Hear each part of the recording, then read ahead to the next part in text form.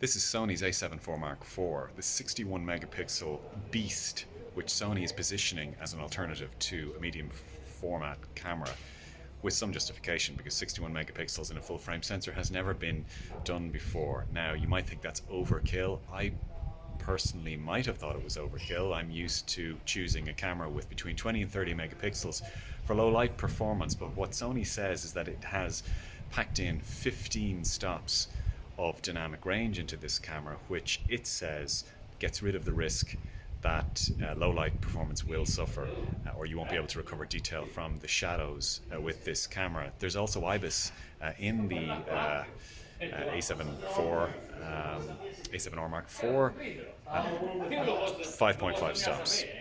Sony's positioning is a professional camera, so it's €4,000, €1,000 more than the A7R Mark III, but Sony reckons it's worth it.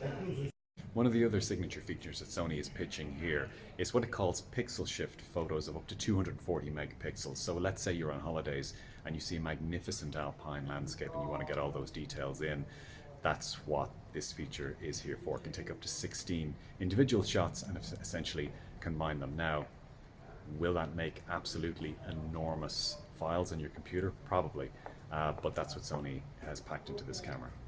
There are some little differences, but important differences between this and the A7R Mark III. So if you can see right here, the grip is definitely deeper in this camera. That's actually quite important for photographers, particularly professional photographers. The buttons on the back of it as well are also more tactile. They press a little bit better, and that little joystick that you see there is also a little bit bigger for controlling things.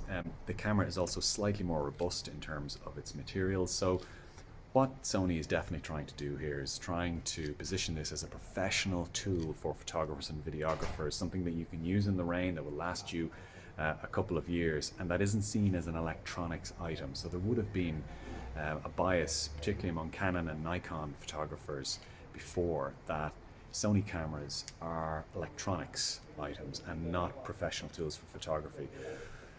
According to the presentation that we just got, Sony is boasting that it's #1 in full-frame camera sales in mirrorless and the overall full-frame market. It also claims that its A7 III model now represents a quarter, 1 in 4 of all new full-frame camera sales. So Sony, if you believe the company, is cleaning up in full-frame camera sales. Obviously, Canon and Nikon would say that their Z7, Z6, EOS-R, EOS-R-P models have done the business. And in fact, Canon has actually extended its lead in the overall camera market. But this is a very, very strong model from Sony on paper anyway. I've been doing a little bit of testing, so I'll show you some of the results later on.